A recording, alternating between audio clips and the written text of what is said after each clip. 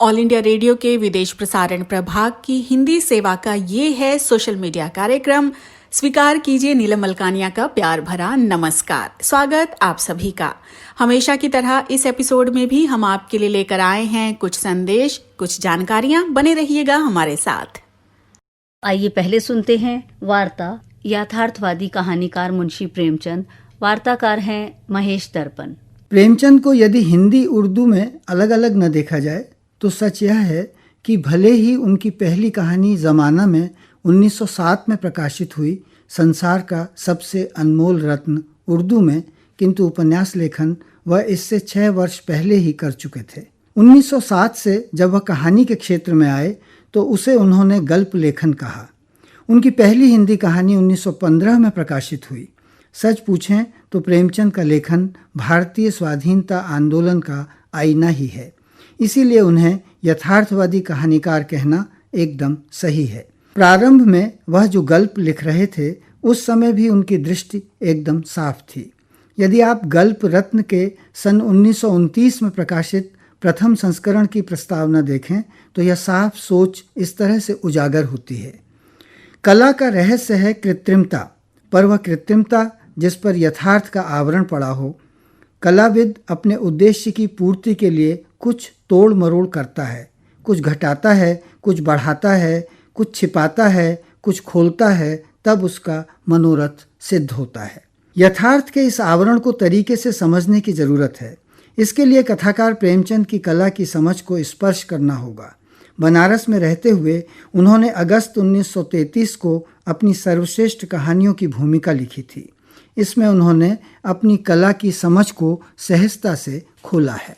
कला में मानवीय आत्मा की वह चेष्टा है जो उसके मन में अपने आप को पूर्ण देखने की होती है। अभिव्यक्ति मानव हृदय का स्वाभाविक गुण है। मनुष्य जिस समाज में रहता है उसमें मिलकर रहता है। जिन मनोभावों से वह अपने मेल के क्षेत्र को बढ़ा सकता है, अर्थात जीवन के अनंत प्रवाह में सम्मिलित हो सकता है, वही सत्य है। जो वस्तुएं मनोभावों के इस प्रवाह में बाधक होती हैं वे सर्वथा अस्वाभाविक हैं, पर ये यथार्थ, अहंकार, ईर्ष्या की बाधाएं न होती तो हमारी आत्मा के विकास को शक्ति कहाँ से मिलती। शक्ति तो संघर्ष में है। हमारा मन इन बाधाओं को परास्त करके अपने स्वाभाविक कर्म को प्राप्त करने की सदैव चेष्टा करता रहता है। इसी संघर्ष से साहित्य की उत्पत्ति होती है। यही साहित्य की उपयोगिता भी है। अब लोग यह भी स्वीकार करने लगे हैं कि कहानी कोरी गल्प नहीं, उसे मिथ्या समझना भूल है। गल्पकार अपनी रचनाओं को जिस सांचे में चाहे ढाल सकता है। यहाँ मिथ्या समझना भूल है और जीवन सत्य के संकेत का अर्थ यथार्थ से सीधा जुड़ता है। इस संकेत के साथ जरा याद कीजिए शतरंज के खिलाड़ी। शतरंज में रमे रईसों को देख कहानी कहती है अब खैरियत नहीं। जब हमारे रईसों का यह हाल है तो मुल्क का खुदा ही हाफिज है। यह बादशाहत शतरंज के हाथों तबाह होगी। कथाकार ने ऐसा क्यों कहा? क्योंकि राज्य में हाहाकार मचा हुआ था। प्रजा दिन दहाड़े लूटी जाती थी। कोई फरियाद सुनने वाला न था। देहातों की सारी दौलत लखनऊ खींची चली आती थी और वह वेश्याओं में, भाड़ों में और विलासिता के अन्य अंगों की पूर्ति में उड़ जाती थी। अंग्रेज कंपनी का ऋण दिनों दिन बढ़ता जाता था। देश में सुव्यवस्था न होने के कारण वार्षिक कर भी वसूल न होता था। रेजिडेंट बार बार चेतावनी देता था, पर यहाँ तो लोग विलासिता के नशे में चूर थे। किसी के कानों पर जूं न रेंगती थी। उस समय और परिवेश का ऐसा यथार्थ चित्रण प्रेमचंद ही कर सकते थे।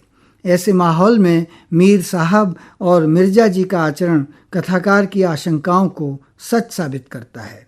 इस कहानी के अंत में जो यथार्थ सामने है वह रुला देने वाला है। अपने बादशाह के लिए जिनकी आंखों से एक बूंद आंसू न निकला, उन्हीं दोनों प्राणियों ने शतरंज के वजीर की रक्षा में प्राण दे दिए। प्रेमचंद के यथार्थवाद को यह कहानी बड़े परिप्रेक्ष्य में सामने रखती है।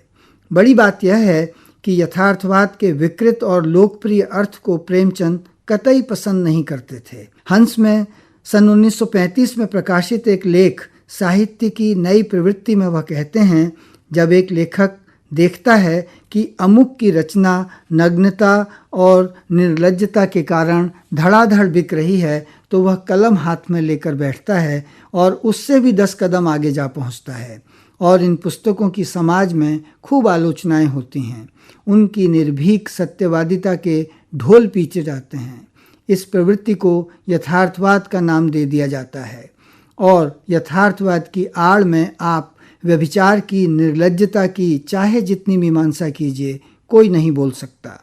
मगर क्या यथार्थवाद अपने क्षेत्र में समाज और व्यक्ति की पवित्र साधनाओं को नहीं ले सकती? एक विधवा के पतित जीवन की अपेक्षा क्या उसके सेवामय तपोमय जीवन का चित्रण ज़्यादा मंगलकारी नहीं है? क्या साधु प्रवृत्ति के मनुष्यों का यथार्थ जीवन हमारे दिलों पर कोई असर नहीं करता? साहित्य में असुंदर का प्रवेश केवल इसलिए होना चाहिए कि सुंदर को और भी सुंदर बनाया जा सके। अंधकार की अपेक्षा प्रकाश ही संसार के लिए ज़्यादा कल्याणकारी सिद्ध हुआ है। प्रेमचंद को इसीलिए अनेक समय के आलोचकों ने आदर्शोन्मुख यथार्थवाद का लेखक स्वीकार किया है। एक ओर वह 1.25 सेर गेहूं लिखते हैं तो दूसरी ओर गमी। आप जरा 1.25 सेर गेहूं का कारुणिक अंत तो देखिए, जिसके बाद कथाकार लिखता है, पाठक इस वृतांत को कपोल कल्पित न समझिए, यह सत्य घटना है। ऐसे शंकरों और ऐसे विप्रों से दुनिया खाली नहीं है। यहाँ जीवन के कटु संघर्ष का यथार्थ चित्रण सामने है। गमी प्रेमचंद की बहुत छोटी रचना है, किंतु नियोजित परिवार की ज़रूरत को समझते हुए सन 1929 में ही वह ऐसी जरूरी कहानी लिख गए। अपने समाज के यथार्थ की परख कराने वाली यह महत्वपूर्ण रचना साफ तौर पर समझाती है कि यदि परिवार बड़ा हो जाएगा तो आपका आनंद बचा न रहेगा। एक यथार्थवादी कहानीकार मनोरंजन भर के लिए नहीं लिखता। प्रेमचंद इस तथ्य से पूरी तरह परिचित थे। यदि हम उनके 10 अप्रैल 1936 को दिए भाषण को गौर से देखें तो यथार्थ को पकड़ने की उनकी लगन और कसौटी स्पष्ट हो जाएगी। इसका एक अंश है, हमारी कसौटी पर वही साहित्य खरा उतरेगा जिसमें उच्च चिंतन हो, स्वाधीनता का भाव हो, सौंदर्य का सार हो, सृजन की आत्मा हो, जीवन की सच्चाइयों का प्रकाश हो, जो हम में गति, संघर्ष और बेचैनी पैदा करे, सुलाए नहीं, क्योंकि अब और ज़्यादा सोना मृत्यु का लक्षण है। जगाने का काम करने की यही नीयत क्रमशः प्रेमचंद को एक बड़ा यथार्थवादी कथाकार बनाती चली गई। आप जरा याद कीजिए, पंच परमेश्वर, रामलीला, बूढ़ी काकी, जुलूस, मंत्र, 1.25 सेर गेहूं, पूस की रात, नशा और कफन आदि तक की उनकी कथा यात्रा। अपने गहरे सामाजिक सरोकारों को लिए वह साहित्य की सामाजिक सार्थकता का बल देते हुए एक महान यथार्थवादी कहानीकार बनते चले गए। इस दिशा में आज भी हम उनसे बहुत कुछ सीख सकते हैं। यथार्थवादी कहानीकार मुंशी प्रेमचंद। अभी आप महेश दर्पण से ये वार्ता सुन रहे थे।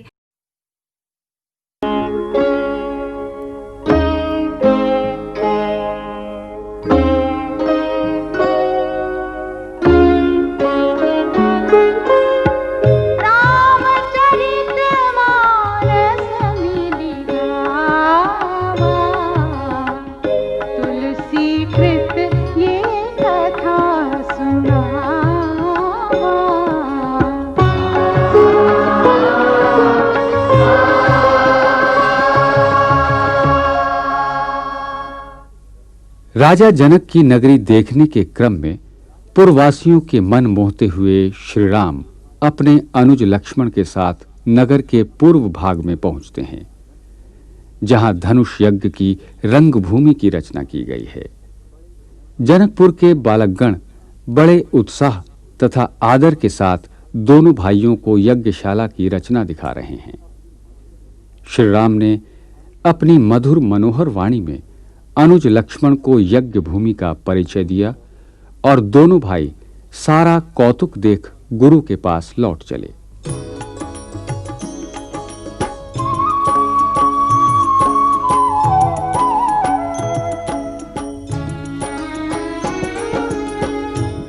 पूरब दिसी गे दो भाई, जहाँ धनुमक हित भूमि बनाई। अति विस्तार चारु गच ढारी, बिमल वेदिका रुचिर सवारी। चहु दिसि कंचन मंच बिसाला, रचे जहाँ बैठहि महिपाला। तेहि पाछे समीप चहु पासा, पर मंच मंडली बिलासा।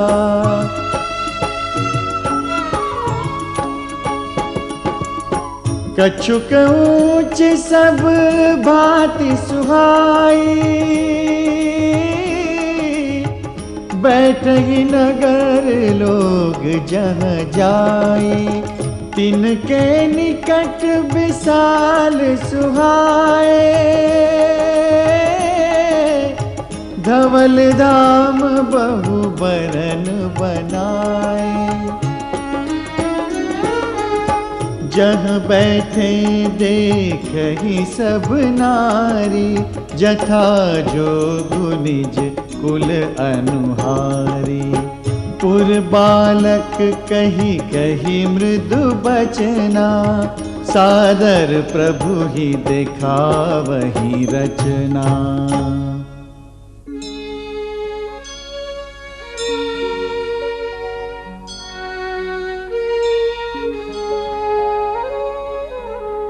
सब शिशु एहि मिस प्रेम बस, परसि मनोहर गात। तन पुल कही अति हर्षु हिया, देखि देखि दो भ्रात।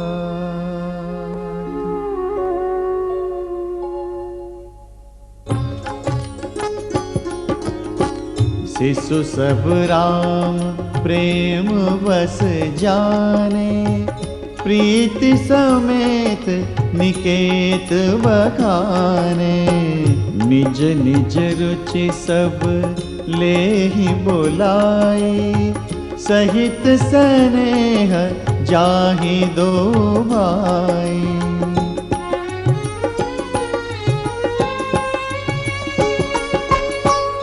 राम दिखावहि अनुजहि रचना, कही मृदु मधुर मनोहर बचना। लव निमेष महु भुवन निकाया, रचई जासु अनुशासन माया। भगति हेतु सोई दीन दयाला, चितवत चकित धनुष मखसाला। कौतुक देखि चले गुरु पाही, जानि बिलंबु त्रास मन माही।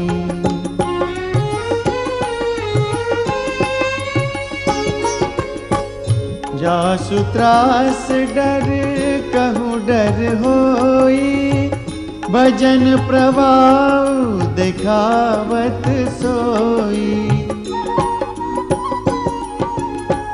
कही बातें मृदु मधुर सुहाई, किए विदा बालक बरियाई।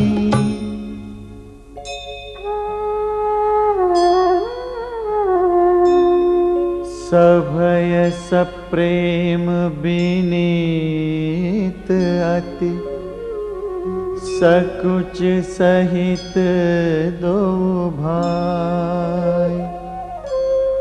गुर पद पंकज नाय सिर, बैठे आय सुपाय।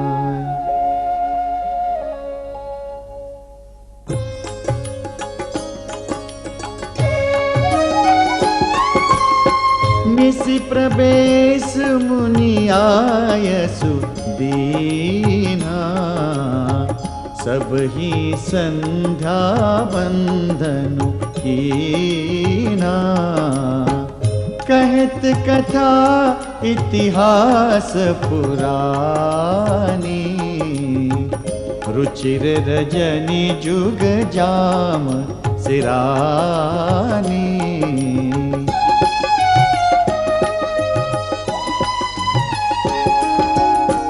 मुनि बरसयन कीनि तब जाई, लगे चरण चापन दो भाई। जिनके चरण सरोरुह लागी, करत विविध जप जोग विरागी। ते दो बंधु प्रेम जनु जीते, गुरपद कमल पलोटत प्रीते। बार बार मुनि आज्ञा दीनी, रघुबर जाई शयन तब कीनी।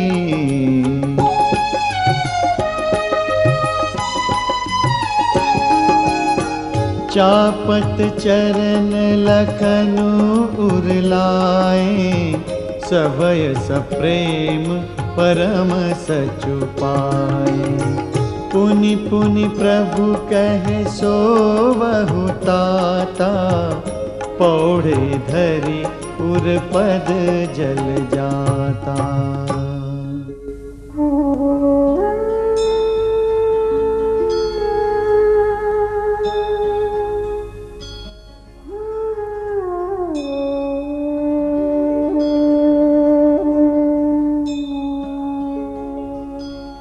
उठे लखन निसि विगत सुनी, अरुण शिखा धुनिका। गुरते पहिले ही जगतपति, जागे राम सुजा।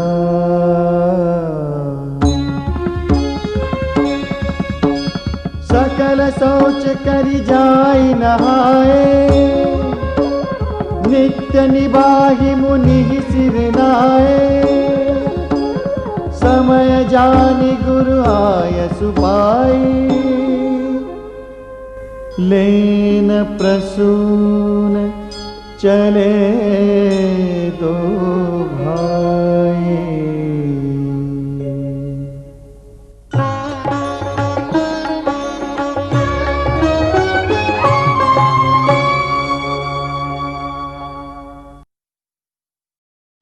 ऑल इंडिया रेडियो की ये हिंदी सेवा है। सामयिक वार्ता में आज विषय है भारत आर्थिक संबंधों को सुदृढ़ करेगा। आलेख है कौशिक रॉय का और वाचक स्वर मुनीश शर्मा का।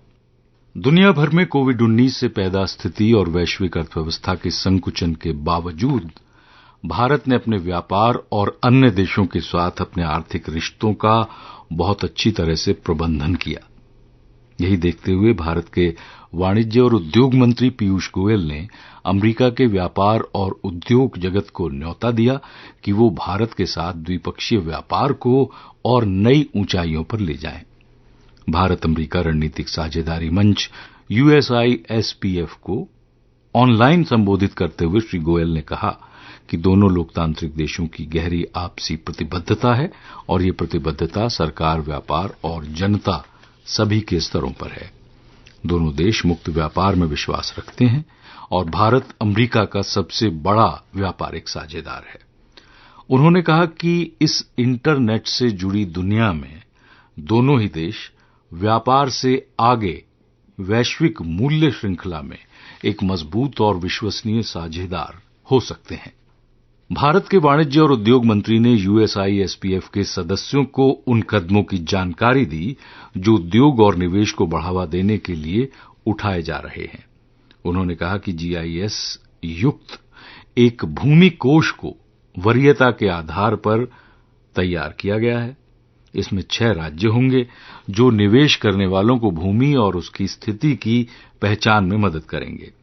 उन्होंने ये भी कहा कि हर तरह की आवश्यक स्वीकृति के लिए एक सिंगल विंडो सिस्टम विकसित किया जा रहा है, जिसे केंद्र, राज्य और पालिका स्तर पर स्वीकृति प्रदाता अधिकारियों के सहयोग से और कारगर बना दिया जाएगा।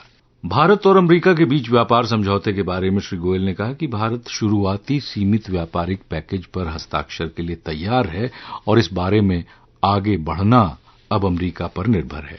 श्री गोयल ने ये भी कहा कि आगे की राह में बाधाएं कई हैं, अनेक चुनौतियां भी हैं, लेकिन बहुत सी सकारात्मक बातें भी हैं।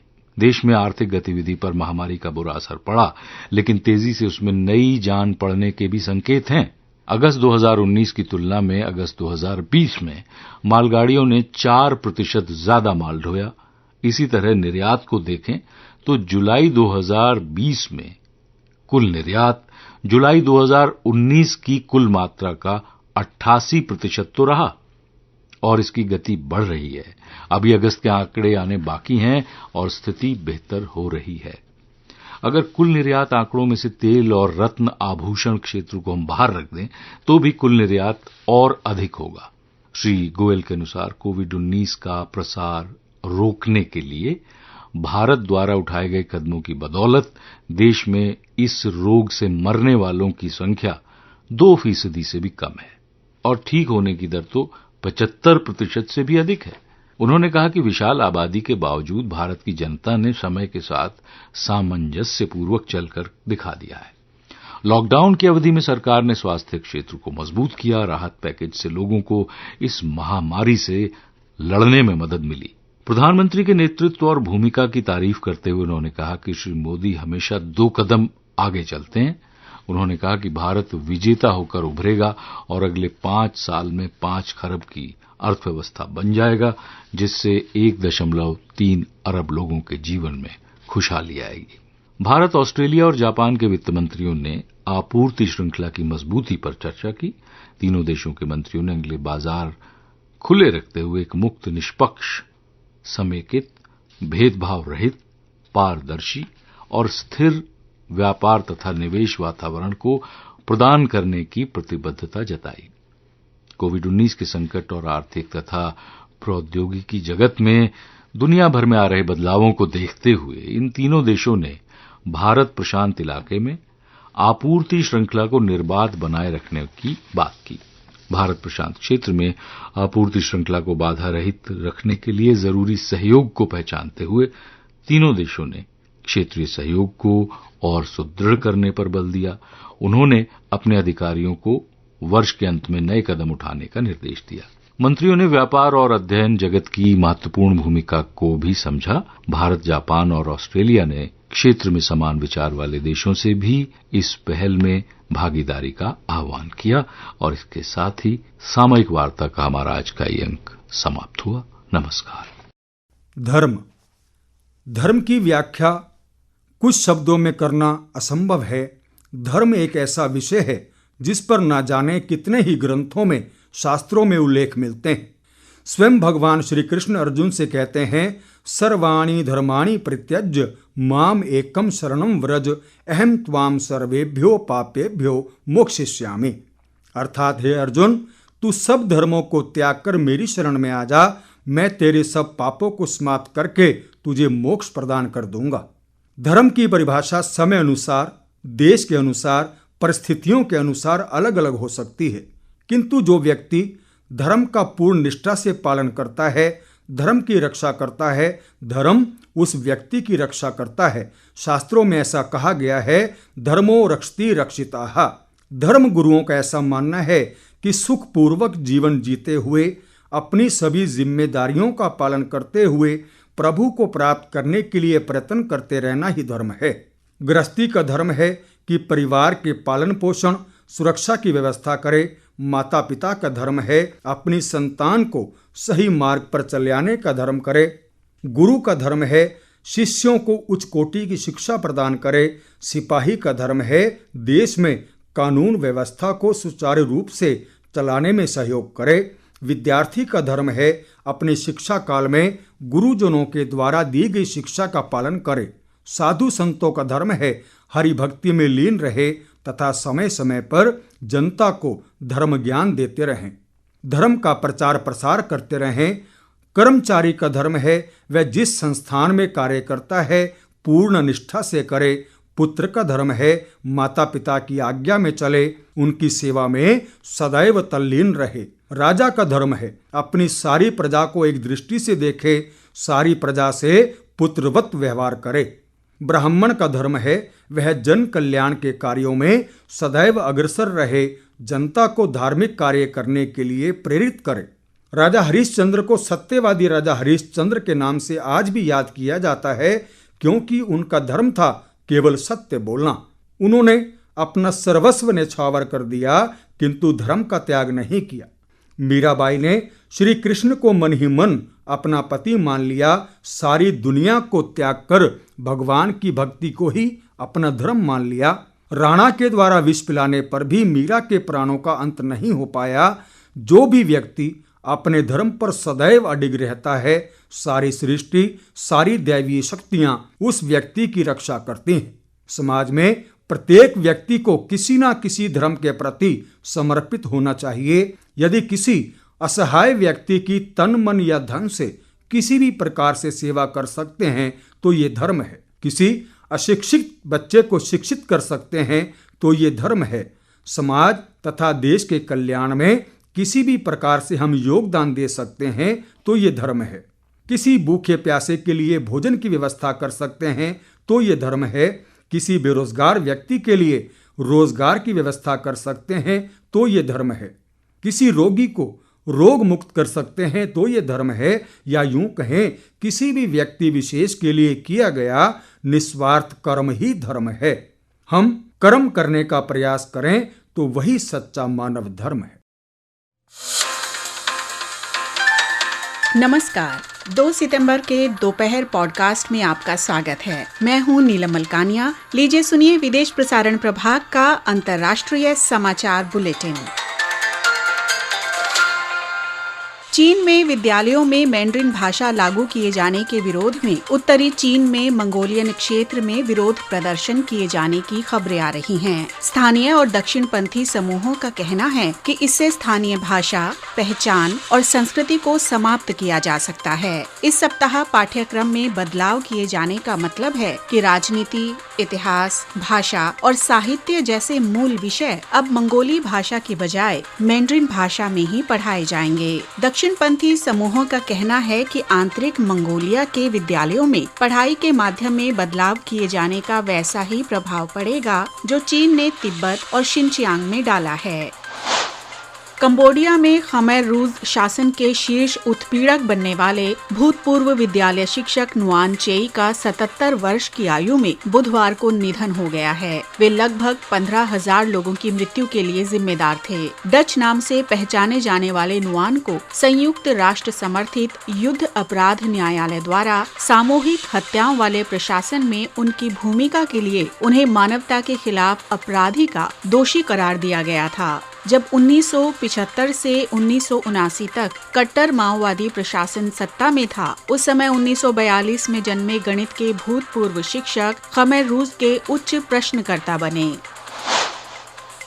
मंगलवार को यूएस ओपन ग्रैंड स्लैम में अपनी वापसी के दूसरे राउंड में पहुंचने के लिए 2 सेट पीछे रहे एंडी मरे ने जमकर संघर्ष किया। चोटिल होने और कोरोना विषाणु महामारी के बाद 18 महीनों के बाद अपना पहला सिंगल्स खेलते हुए मरे ने जापान के योशिहितो निशिओका के खिलाफ 4 घंटे 39 मिनट के मुकाबले में अपनी बढ़त बनाए रखने के लिए खूब जोर लगाया। उधर सेरेना विलियम्स ने यूएस ओपन के दूसरे राउंड में प्रवेश कर लिया है। उन्हें मार्गरेट कोर्ट के कीर्तिमान की बराबरी करने के लिए एक और ट्रॉफी की जरूरत है। 6 बार विजेता रही विलियम्स ने क्रिस एवर्थ के साथ साझा किए अपने पिछले रिकॉर्ड से आगे बढ़ते हुए यूएस ओपन में अपना 102वां मैच जीता। बेलारूस में पुलिस ने मंगलवार को विश्वविद्यालय के कई छात्रों को हिरासत में लिया है, क्योंकि विद्यालय के पहले दिन ये छात्र राष्ट्रपति अलेक्जेंडर लुकाशेंको के खिलाफ प्रदर्शन कर रहे थे। पिछले महीने छठा चुनाव जीतने के बाद श्री लुकाशेंको के दावे को खारिज करते हुए 3 माह से प्रदर्शन कर रहे सैकड़ों छात्र राजधानी मिन्स्क में सड़कों पर उतर आए। प्रदर्शनकर्ता उनके त्याग पत्र की मांग कर रहे हैं। बेलारूस में 9 अगस्त को चुनावों के बाद से ही हजारों लोग प्रदर्शनों में हिस्सा लेते आ रहे हैं। जनाब लुकाशेंको का दावा है कि उन्हें 80% मत प्राप्त हुए हैं, जबकि आलोचकों का कहना है कि चुनावों में धोखाधड़ी की गई है। ऑस्ट्रेलिया के आधिकारिक आंकड़ों से पता चलता है कि दूसरी तिमाही में अर्थव्यवस्था में 7% का संकुचन आने के बाद कोरोना विषाणु महामारी से जूझते देश में 1991 के बाद दूसरी मंदी शुरू हो गई है। ऑस्ट्रेलिया सांख्यिकी ब्यूरो का कहना है कि ये तिमाही में सबसे अधिक तेजी से दर्ज किया गया संकुचन है। फ्रांस के साप्ताहिक व्यंग्यात्मक पत्र शार्ली हेब्दो ने मंगलवार को कहा है कि इस सप्ताह कथित हमले में सहभागी मुकदमे की शुरुआत के अवसर पर ये पैगंबर मोहम्मद के बेहद विवादित कार्टून को छाप रहा है। 2015 में ये पत्र इस्लामी बंदूकधारियों के हिंसात्मक हमले के निशाने पर रहा था। साप्ताहिक का कहना है कि ये न तो कभी झुकेगा और न ही हार मानेगा। 7 जनवरी 2015 को पेरिस में समाचार पत्र के कार्यालय में 2 बंदूकधारी भाइयों द्वारा गोलीबारी किए जाने के बाद फ्रांस के सर्वाधिक सफल कार्टूनिस्ट सहित 12 लोग मारे गए थे। ट्रंप प्रशासन ने नोवेल कोरोना विषाणु को फैलने से रोकने के लिए इस साल के अंत तक कुछ पट्टेदारों या किराएदारों को निकालने से रोकने के लिए एक आदेश जारी किया है। फेडरल, राज्य और स्थानीय सरकारों ने महामारी के दौरान बहुत से किराएदारों के लिए निकासी निषेध को स्वीकृति प्रदान की थी, लेकिन ये सुरक्षा तेजी से खत्म होती जा रही है। एक विचारक समूह एस्पेन संस्थान की एक हालिया रिपोर्ट के अनुसार 2 करोड़ से ज्यादा किराएदारों को कोविड-19 की वजह से नौकरियां खोनी पड़ी हैं। अगले कुछ महीनों में और भी कई लाख लोगों की नौकरियां जा सकती हैं। अभी आप सुन रहे थे विदेश प्रसारण प्रभाग का दोपहर पॉडकास्ट। देश विदेश की ताजा तरीन खबरों के साथ हम फिर हाजिर होंगे। अब मुझे यानी नीलम मलकानिया को दीजिए इजाजत। नमस्कार।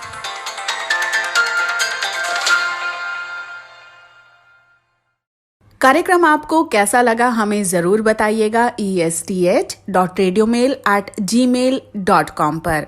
अपना ध्यान रखिए, अपने परिवार का ध्यान रखिए। अगले अंक में हम फिर हाजिर होंगे। अब मुझे यानी नीलम मलकानिया को दीजिए इजाजत। नमस्कार।